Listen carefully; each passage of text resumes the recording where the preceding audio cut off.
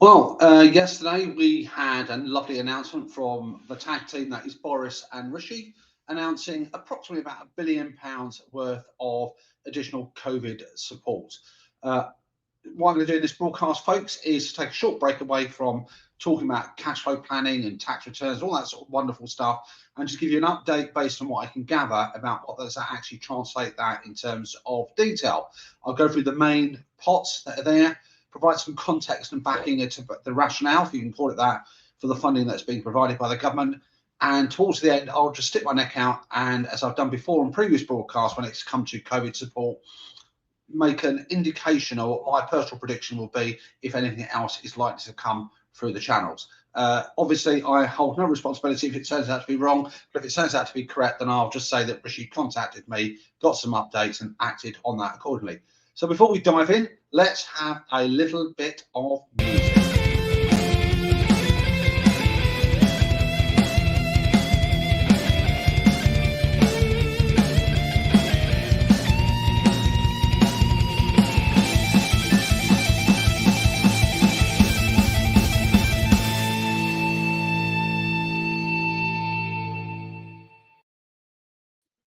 And that just gets the blood circulating slightly.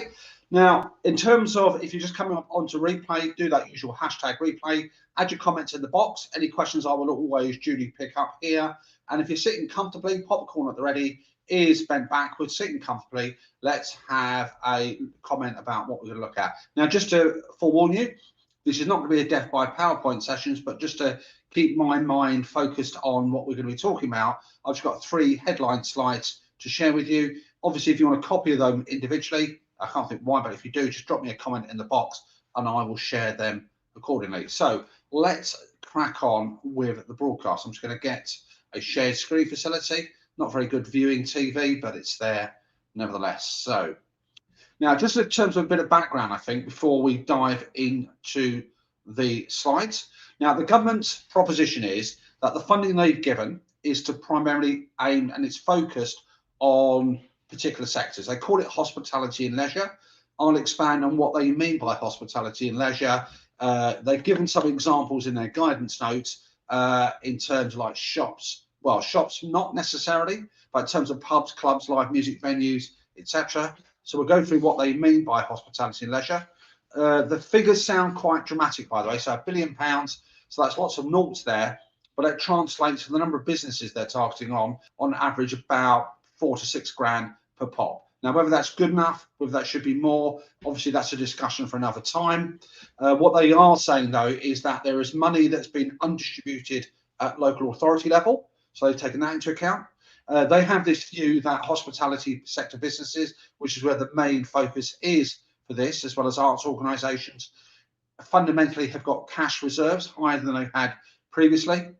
So the opinion on the Treasury, the government, the stats that they've collected is that actually hospitality business sectors, yes, they are suffering. They don't actually use that word, it's my term, but actually the situation is not as bleak because they've got positive cash balances.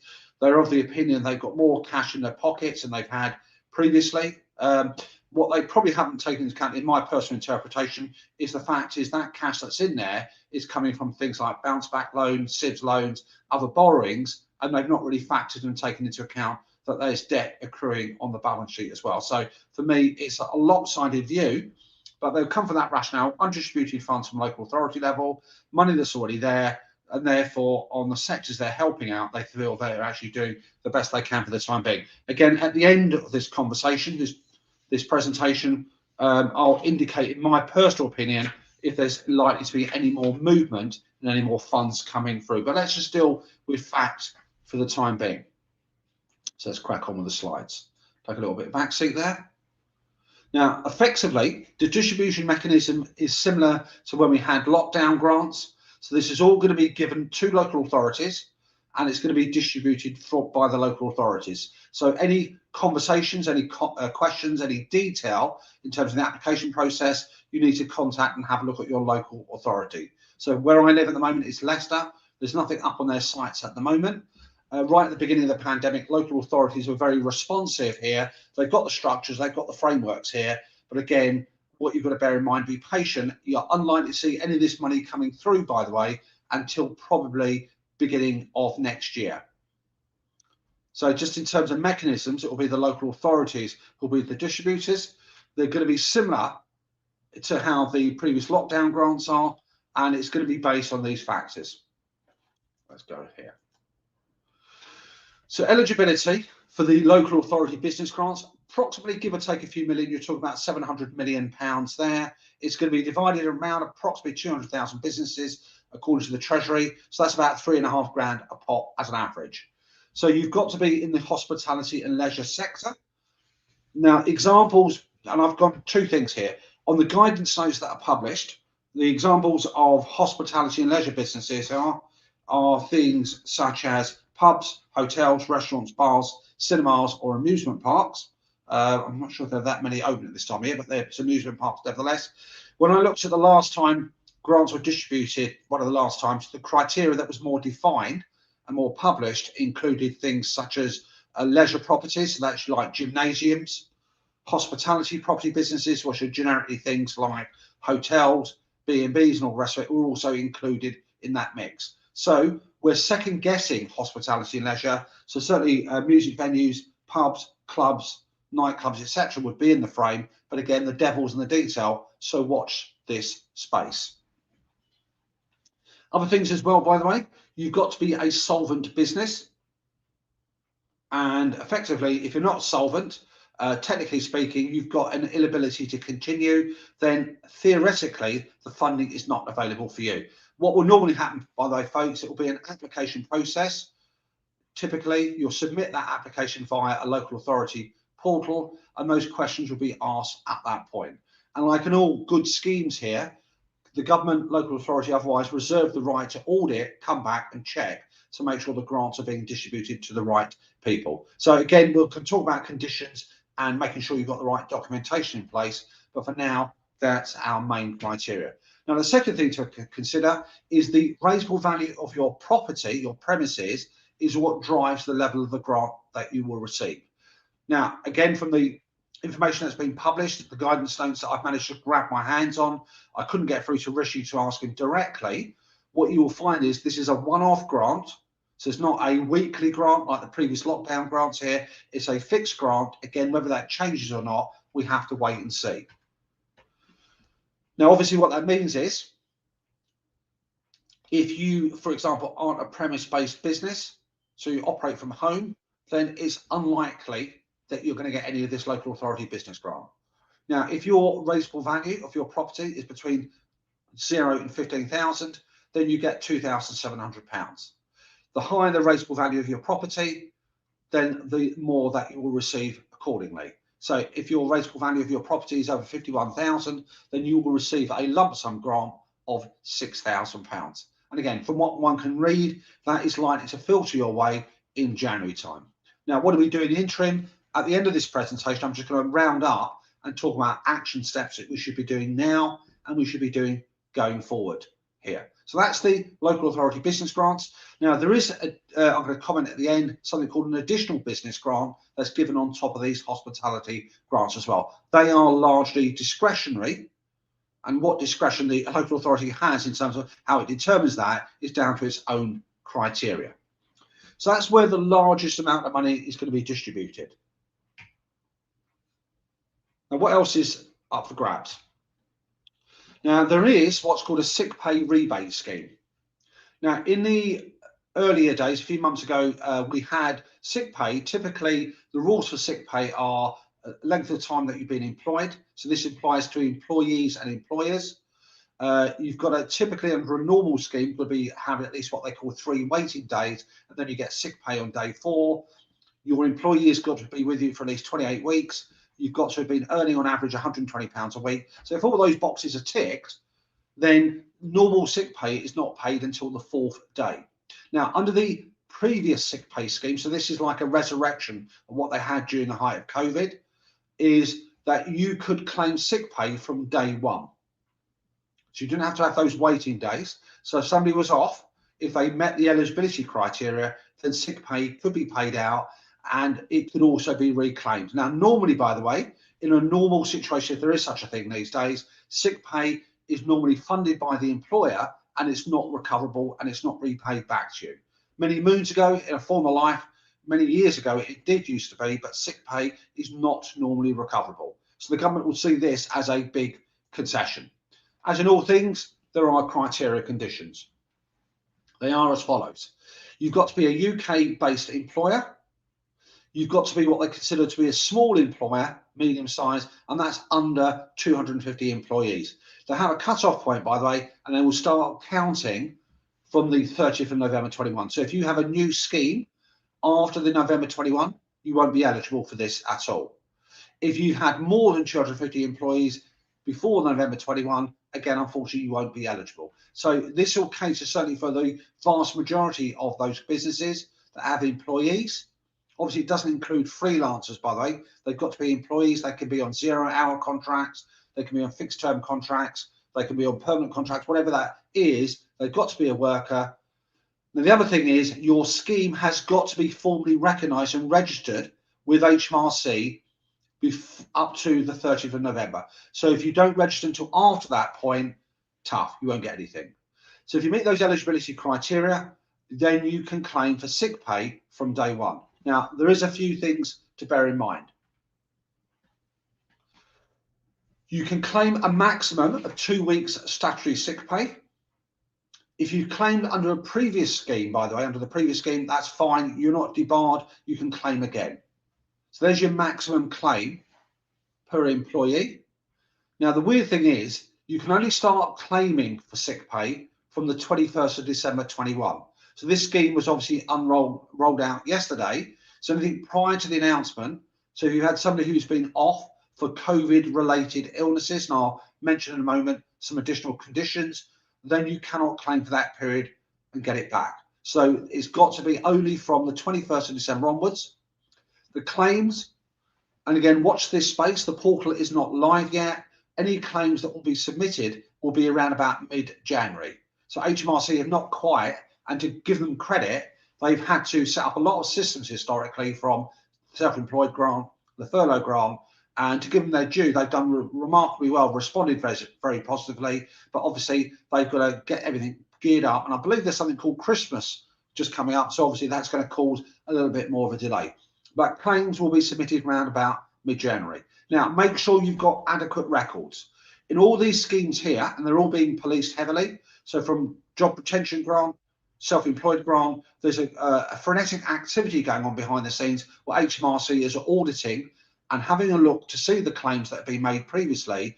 And if they don't think they're fit for purpose, they don't muster, they think there's some element of problems going on, they are currently recovering money. So they're obviously being quite assertive in terms of what they're recovering. So just make sure you've got your records. You keep your records for at least 3 years.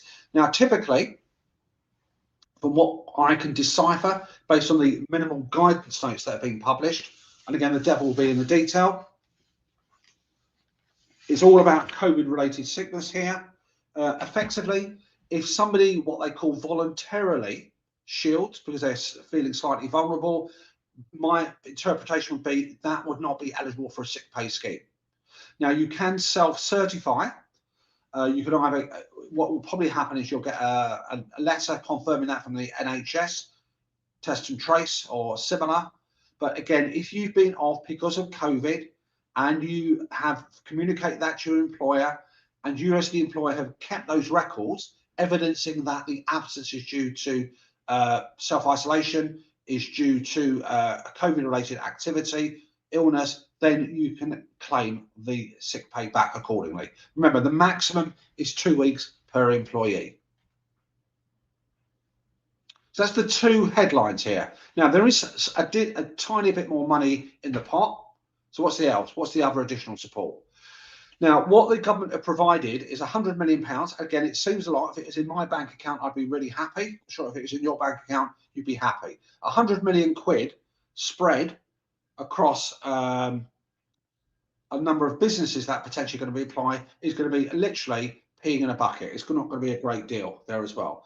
The sick pay scheme, by the way, is not just for hospitality and leisure. That's for employers who've got issues and problems with staff absences due to COVID. Now, the £100 million is discretionary. It's given to local authorities. The government are of the opinion, by the way, and I'm sure there's no reason why they should be making this up, that there's about £250 million that has been unspent already left with local authorities. So therefore, from their point of view, that's there to be distributed. There's £100 million additional relief grant. It's discretionary and it's down to your local authority. And each local authority will probably differ how they apply the criteria of having to give that money out. Now, my apologies for the abbreviations, by the way, folks, but I just want to make sure it fits into the space. There's something called a CRF fund, by the way, for those of you who work in the arts, and I've worked in the arts for quite about 4 decades plus as a volunteer trustee as well as an advisor. There's something called a cultural recovery fund. The government have just topped another £30 million into that. Again, it sounds big numbers in absolute terms. That's about an extra 1.5% of what's already been contributed. Cultural recovery fund is about £1.7 billion that's been given out. That's an ongoing program, by the way. So if you are effectively facing problems over the next 12 weeks, if you've got a financial funding problem and you need some sort of financial support, you can still make an application for the Cultural Recovery Fund. The program is still open. You typically get a response within 6 weeks. Again, just a little bit more money that's tipped into the pot. You also get what's called rent protection. So if you occupy premises and your landlord, for their own reasons want to recoup, kick you out, get the premises back, you're protected certainly until about March 22. Now, obviously, this perfect storm, everything that's going on, is a bit of a crap storm for some businesses. It's a bit okay for others. Is that you've also got tax liabilities coming up around the corner. So if you are self-employed, if you're a personal taxpayer, you've got self-assessment that's going on at the moment. And by the 31st of January 2022, you've got some self-assessment tax potentially to pay. Now, HMRC, to be fair to them, and from personal experience dealing with quite a number of clients and having spoken to them on a number of occasions, are very flexible and very understanding in terms of giving taxpayers time to pay. What HMRC has said, or the government has said, is they're actually going to send a message around and say, be more cuddly, be even more receptive to time to pay. They are very good at the moment. And my recommendation, by the way, if you are having problems and you don't think you'll be able to fully pay off your tax liabilities, there's 2 or 3 things to bear in mind. Number one, don't panic. Get the tax return completed as soon as possible. Get it submitted, and then you can start a conversation. The way I would look at this is think of it, HMRC, as a obviously very powerful one, but another supplier. So you're going to think about, what can I afford to pay now? What can I afford to pay over the ensuing months there as well, without crippling myself, without cutting my throat? And that's what I should be doing. Obviously, in hindsight's a wonderful thing. What that also means is, if you are short in terms of funding your tax payments that are coming up due, then what you should probably do is to think going forward, putting money aside every time you work, every time you invoice clients, put a little bit away to save for that future tax. But that's a conversation for another time. But typically, there is a time to pay facility.